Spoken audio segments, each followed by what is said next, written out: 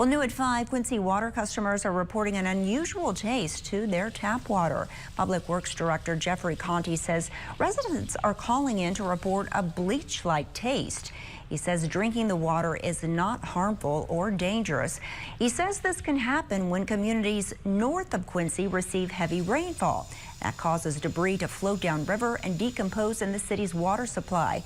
Crews treated Quincy's water with a chemical in hopes of improving the taste, so water customers can expect a change in the next couple of days.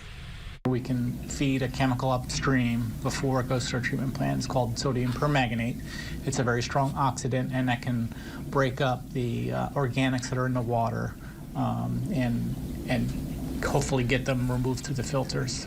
Some of it makes it through, then you get that funny taste.